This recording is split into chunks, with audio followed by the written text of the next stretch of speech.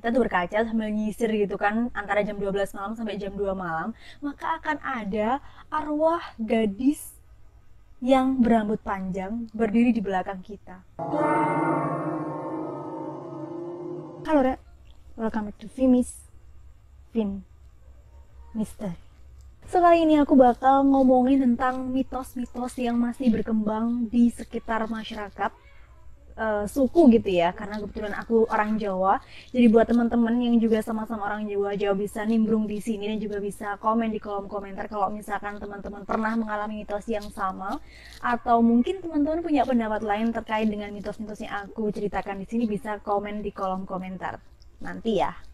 Berhubung aku itu orang desa ya kan, tinggalku tuh masih di desa, dan otomatis aku hidup di lingkungan yang masih banyak banget orang itu percaya sama mitos. Bahkan saking percayanya nih, mereka itu sampai kayak warning sama diri sendiri aja kalau misalkan nanti nggak melakukan hal ini yang dianggap mitos oleh orang modern, maka akan ada hal buruk yang terjadi di kehidupan mereka.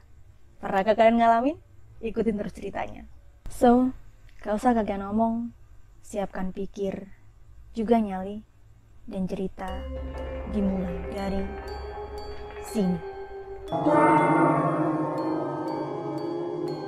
Yang pertama adalah suara burung gagak. Konon katanya, ketika ada orang yang mendengar suara burung gagak, maka itu adalah pertanda kematian. Kalian yang masih tinggal di desa termasuk aku ya kan, pernah nggak sih ngalamin malam-malam, tengah malam gitu kan, kita orang belum bisa tidur, terus kita tuh biasanya kan nonton drakor, nonton YouTube, nonton horor gitu kan, apalagi terus tiba-tiba itu krek kayak gitu di atas genteng kita lagi, di atas kamar kita lagi. Kayak mana kalian bisa rasain? Kalau aku ya udah naik semua tuh kan bulu kuduk merinding ya kan, biasanya aku kayak gitu.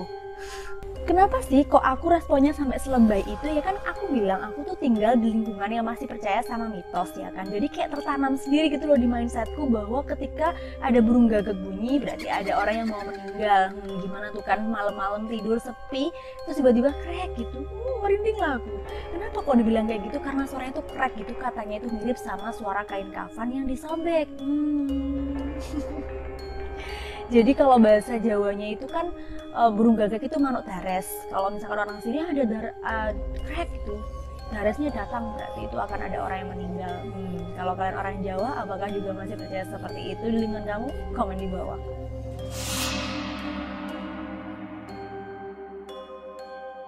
Selanjutnya adalah mitos memakai payung di dalam rumah. Bagi orang Jawa, ini tuh adalah suatu tindakan yang ketika dilakukan maka pelakunya, bahkan keluarganya itu akan mendapatkan musibah yang sangat besar. Salah satunya adalah orang tuanya meninggal. Yang kedua, ketika ada orang suku Jawa yang pakai payung dalam rumah, maka dipercayai dia akan tersambar petir sebagai akibatnya. Ya kayak nggak logis aja ya kan, ngapain juga pakai payung dalam rumah? Mau take foto. Next adalah mitos terkait dengan menyisir rambut di saat malam hari. Ini kan buat cewek-cewek ya kan, termasuk aku tuh suka banget tuh sisiran di malam hari. Dulu ketika almarhum nenekku itu masih hidup ya kan, aku tuh emang bener-bener dilarang banget buat nyisir rambut di malam hari. Kalian tahu kenapa? Mitosnya nih geng, kalau misalkan kita sebagai gadis atau seorang ibu-ibu ya, pokoknya perempuan Jawa gitu, yang menyisir rambutnya sekitaran pukul 12 malam sampai pukul 2 malam sambil kaca gitu kan, jadi kayak kita tuh berkaca sambil nyisir gitu kan antara jam 12 malam sampai jam 2 malam, maka akan ada arwah gadis yang berambut panjang berdiri di belakang kita. Atau nggak kayak gitu, ini tuh mitos ini dipercaya bahwa kegiatan tersebut bisa mengundang makhluk halus untuk ikut datang dan menemani kita dalam rumah tersebut. Cukup ngeri juga ya kan. Tapi kalau misalkan di logika, ya ngapain coba sisir rambut pukul 12 malam? Ya kali.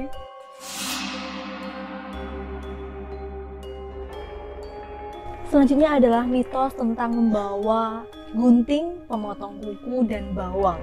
Di Pulau Jawa atau bagi masyarakat Jawa, mitos ini diperuntukkan kepada wanita-wanita hamil. Jadi dipercaya bahwa 3 benda tersebut bisa menjadi jimat yang dapat melindungi si jabang bayi dan juga ibunya. Kalau misalkan hal ini dikaitkan dengan musyrik dan lain sebagainya, itu kalau aku pribadi ya dikembalikan ke diri kita masing-masing ya, itu kalau itu sih urusannya masing-masing sama Tuhan. Semacam kalau misalkan kita itu percaya bahwa yang melindungi kita adalah Tuhan, ya it's okay melaksanakan itu sebagai budaya aja. Kalau aku sih mikirnya kayak gitu ya. Nah FYI, aku kan juga kerja ya kan di kantornya pabrik gitu. Aku tuh punya teman hamil besar, terus waktu itu dia masih belum cuti. Nah posisiku itu kan kalau misalkan ada karyawan yang mau masuk jadi operator produksi itu kukunya nggak boleh panjang. Jadi kalau misalkan ada karyawan baru itu aku harus periksa satu-satu dulu, kukunya itu masih panjang nggak, udah bersih nggak gitu. Jadi kalau misalkan masih ada yang panjang, aku otomatis langsung ke temanku yang hamil ini, karena dia itu selalu kemana-mana bawa pemotong kuku. Kalau misalkan ditanya, kenapa sih kamu kemana-mana selalu bawa pemotong kuku, itu kan jawabannya dia disuruh sama keluarganya itu kayak gitu, karena si pemotong kuku ini diyakini sebagai jimat yang bisa melindungi dia dan juga jabang bayinya gitu.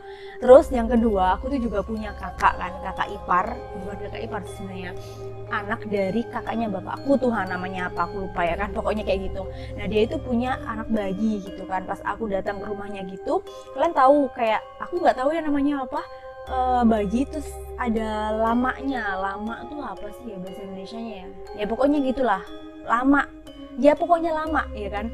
Terus aku kan iseng gitu kan, apa tanganku kan ada di atasnya lama itu, tuh kok kayak ada gerinjel gitu kan. Pas ku buka ternyata di situ ada gunting ya kan. Terus aku tanya, kok ada gunting, ngapain ini di sini ada bayi gitu. Terus katanya si budeku itu bilang kalau memang gunting itu sengaja ditaruh di situ karena gunting itu tuh bakal ditakutin oleh makhluk halus. Biasanya kalau surup ya, surup itu maghrib, surup itu kan bahasa Jawa ya, artinya maghrib. Maghrib itu kan diyakini banyak sekali makhluk halus yang malah masuk ke rumah kayak gitu kan, berkeliaran dan segala macam.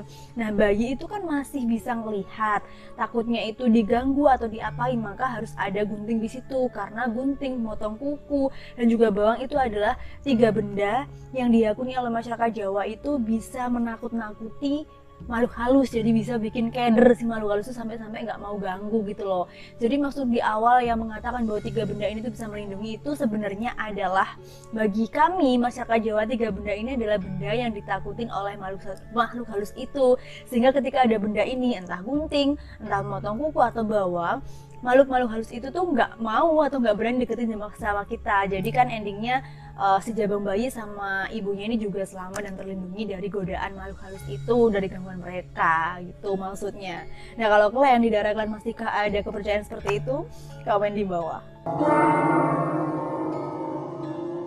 Next adalah mitos burung pipit berkicau terus dan kupu-kupu masuk ke dalam rumah.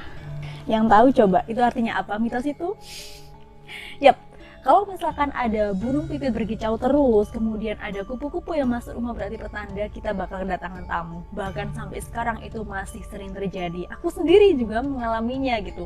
Kalau misalkan aku nih main ke rumahnya temanku, terus tiba-tiba ada kupu-kupu tuh masuk, nah nggak tahu kenapa aku tuh spontan langsung bilang, kamu bakal kedatangan tamu loh. Ya karena memang dari kecil aku di mindset kayak gitu sama keluarga di rumah. Kalau misalnya ada kupu-kupu masuk rumah atau burung pipit berkicau terus, berarti itu pertanda akan ada tamu yang datang ke rumah orang tersebut. Kalau kalian pernahkah dengar mitos ini? Komen di bawah.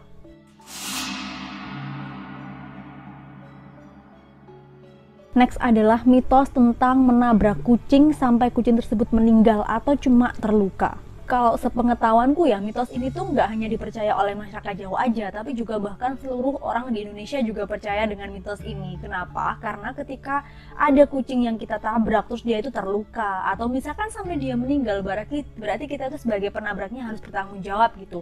Kalau misalkan luka, ya gimana caranya? Dan misalkan nggak bisa jalan, nggak bisa lari lagi, ya gimana caranya kita turun dari kendaraan kita dan nolongin kucing tersebut, kita bawa ke dokter atau kayak mana gitu. Nah kalau misalkan kucing itu tuh meninggal, berarti si penabrak, entah itu pakai sepeda motor, entah itu pakai mobil, wajib berhenti dan pakai kaosnya gitu kan, pakai kaos apa kerudungnya, pokoknya yang dipakai sama dia itu untuk ngebungkus kucing tersebut dan langsung dimakamkan yang layak. Kalau misalkan itu tidak dilakukan, maka dipercaya banget bakal ada sial yang menimpa penabrak itu. Ngeri-ngeri sedap ya kan? Kalau kalian percaya nggak?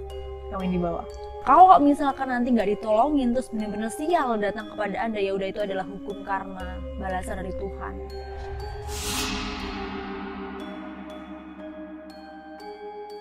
Selanjutnya adalah mitos anak gadis makan di tengah-tengah pintu. Mitos ini dipercayai ketika anak gadis melakukan hal tersebut maka dia itu bakal jauh sekali jodohnya. Apakah aku juga pernah dibilang kayak gitu? Ya pernah sekali, dari kecil sampai aku dewasa dibilang kayak gitu, sampai sebelum aku ketemu mas calon aku dibilang kayak gitu ya kan. Sekarang udah ketemu, alhamdulillah. Nah dulu tuh aku sering bilang kayak gitu ya kan, karena aku tuh bandel kali ya kan, bebal kali dibilang nggak boleh makan di pintu, itu aku masih makan aja. Kenapa woy? Karena emang suka enak kali loh duduk depan pintu tuh kan ada tatakannya, udah aku duduk aja di situ karena PW ya kan. Terus aku makan di situ, sama orang-orang tua nggak boleh suruh pindah, katanya nanti kalau aku nggak pindah aku nggak bakal dapat jodoh. Kalau ini sih aku tuh selalu main logika ya kan, ya kayak nggak masuk di akal gitu kan, apa hubungannya makan di tengah pintu sama jodoh. Nah kalau secara pribadi ya memang itu nggak sopan ya kan, masa iya makannya di tengah pintu. Kalau misalkan pintu kan dijadikan tempat buat lewat, masa iya kita di tengah-tengah situ kan orang yang mau lewat itu terganggu ya. Kalau aku sih mikirnya kayak gitu sih. Nah kalau dikaitkan dengan jodoh itu kayak nggak nyambung gitu. Kalau kalian apakah pernah dibilangin kayak gitu sama orang tua kalian atau bude pak ade kalian? Komen di bawah. Selanjutnya adalah mitos tentang kantong ketika belanja. Mitos ini juga sering banget aku alamin karena aku tuh orangnya kadang kebanyakan ribet, tapi juga kalau misalkan proses pembelian penjualan gitu aku nggak mau ribet. Kalau misalkan aku belinya dikit aku nggak mau dikasih kantong, men. Kenapa? Karena emang ya eman aja gitu, beli aja segini pakai kantongnya segini ya kan, nyampah nanti jadinya. Tapi bagi orang Jawa kalau misalkan kita tuh beli terus nggak bawa kresek, nggak dikasih kantong, maka dipercaya kita nanti lamarannya nggak dikasih peningset sama calonnya kita. Aku juga pernah kayak gitu tuh. Kalau misalkan di pabrik gitu kan beli pentol 5.000 kan dikasih plastik, itu kan biasanya dibawa kewer-kewer gini aja itu udah bisa.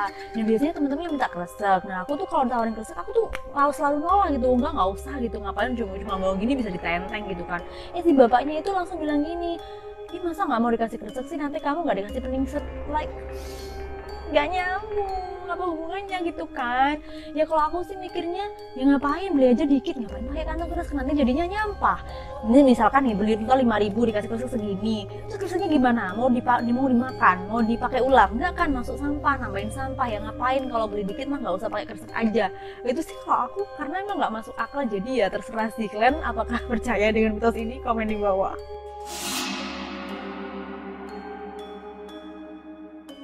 Selanjutnya adalah mitos tentang nyapu yang nggak bersih. Pernah gak kalian ngalamin mitos ini? Mitos ini dipercayai atau pertama diperuntukkan untuk anak gadis ya kan, anak gadis Jawa, dan dipercaya ketika seorang gadis ketika menyapu itu nggak bersih maka nanti suaminya bakal brewokan. Aku tuh sering banget dibilang kayak gitu ya kan, nggak cuma sama orang luar aja, emakku itu juga bilang kayak gitu. Misalkan aku nyapu tuh kan di ruang tamu gitu kan, aku nyapu dan itu nggak bersih, nah aku udah ngomel ini tuh masih kotor gitu kan, nanti suamimu brewokan. Jawabanku langsung gampang, ya udah nanti kalau brewokan dibawa aja ke salon dicukur. Ya karena emang gak masuk akal, tapi ini gak buat dicontoh ya kan. Masa emak kalian tuh bilang kayak gitu, ngasih nasihat, kalian nyerontang kayak gitu bilangnya jangan nyontoh aku ya kan, karena aku tuh merusal, jangan dicontoh. Gak, kalau misalkan dipikir logika ini emang gak nyambung ya kan, apa hubungannya lantai kotor sama brewokan. Tapi sebenarnya ini menyimpan pesan yang baik juga, karena kita sebagai seorang perempuan ya mas saya, kita kan memang bersih-bersih bukan tanggung jawab kita, tapi kan perempuan itu identik dengan hal yang bersih, hal yang indah, hal yang cantik gitu kan. Nah ketika suruh nyapu nggak bersih ya kan, nggak cocok aja gitu kan, nggak baik juga, masa perempuan mau kemproh. Makanya ini mengandung pesan juga kalau misalkan perempuan atau juga laki-laki lah ya, kalau misalkan bersih-bersih itu ya harus yang bersih, jangan nyisain kotoran, karena kan ya pamali aja yang lain dibersihin, masa iya masih nyisa. Pokoknya kalau bersih-bersih, judulnya aja bersih-bersih, berarti harus bersih, jangan nyisain kotoran, gampangnya tuh kayak gitu. Tapi kalau ditanya sama brewokan suami tuh nggak nyambung, nggak logis, makanya aku jawab, tapi nggak untuk ditiru.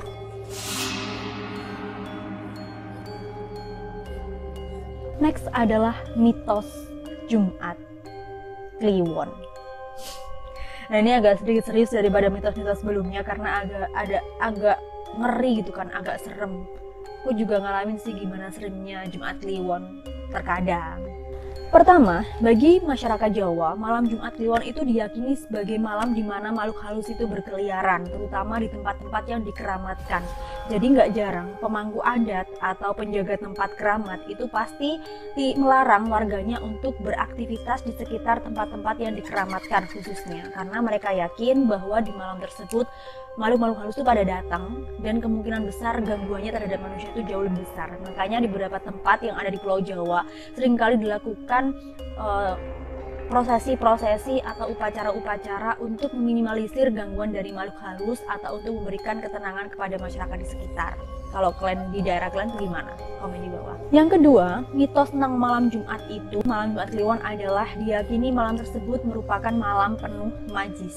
Karena tidak sedikit masyarakat Jawa itu yang menghentikan seluruh aktivitasnya di malam hari ketika malam Jumat Kliwon. Kenapa? Karena banyak sekali masyarakat itu yang mempercayai bahwa kekuatan supranatural di malam itu tuh sangat besar sekali, kan banyak sekali kayak makhluk halus berkeliaran gitu loh. Makanya nggak sedikit masyarakat Jawa yang memanfaatkan kekuatan supranatural itu untuk melakukan kegiatan-kegiatan yang berhubungan dengan hal majis atau hal-hal horor lainnya, kayak misalkan pesugihan, teluh, dan lain sebagainya. Jadi kalau misalkan pesugihan di malam Jumat Kliwon tuh kekuatannya lebih besar, gambarnya kayak gitu.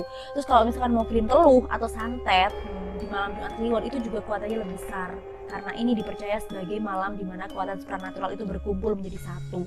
Selain itu, bagi mereka-mereka yang pengkoleksi atau pemilik jimat-jimat seperti keris dan lain sebagainya, malam ini juga dimanfaatkan sebagai momen ketika mereka itu membersihkan atau memandikan pusaka-pusaka yang mereka punyai. Yang terakhir berkaitan dengan mitos malam Jumat Kliwon bagi orang Jawa adalah ketika ada orang Jawa itu meninggal di malam Jumat Kliwon, maka makamnya harus dijaga 40 hari. Kenapa? Karena dipercaya ketika ada seorang yang meninggal di malam Jumat Kliwon, kan tadi aku bilang tuh kekuatan supranaturalnya itu sangat besar di malam tersebut. Nah, ketika ada orang meninggal, maka banyak kan sekali orang yang pengen ilmu hitam, kemudian teluh, kemudian pesugihan dan lain sebagainya. Nah, biasanya mereka itu kan ambil kayak tali pocong atau tanah kuburan dan lain sebagainya. Nah, yang ditakutkan kenapa kalau dijaga itu ya takutkan tadi ada orang yang jahat kemudian menggali kuburannya manusia-manusia yang meninggal pada malam Jumat Kliwon itu ya kan, digali tuh diambil tuh tali pocongnya itu kan bakal merugikan keluarganya, kasihan juga yang udah meninggal gitu kan. Makanya itulah alasan kenapa kok ketika ada orang meninggal di malam Jumat Kliwon harus dijaga selama 40 hari demi melindungi jasadnya dari orang-orang jahat yang pengen melakukan ilmu hitam. Kayak gitu, geng. Oke, demikian cerita kita hari ini tentang mitos-mitos yang berkembang di masyarakat Jawa dan juga masih dipercaya sampai detik ini. Mitos manakah yang pernah kalian alami? Apakah kalian juga mengalami hal yang sama seperti yang selama ini aku alami? Komen di bawah. Jangan lupa buat teman-teman yang suka dengan video ini, share ke teman-teman semuanya dan juga like video ini. Dan kalau misalkan teman-teman juga mengalami hal yang sama kayak aku, atau mungkin punya pendapat lain, atau mungkin mengalami mitos-mitos yang lain, bisa teman-teman tulis di kolom komentar di bawah ini. Dan jangan lupa buat tekan tombol subscribe-nya, karena subscribe teman-teman tuh penting banget buat aku supaya videoku ini bisa lebih banyak lagi, bisa lebih semangat lagi bikin video, dan juga yang pasti dengan subscribe-nya teman-teman, channelku ini bisa lebih berkembang dan lebih maju, lebih besar lagi. Thank you for watching and see you in the next video dalam episode Fin Mystery. Bye.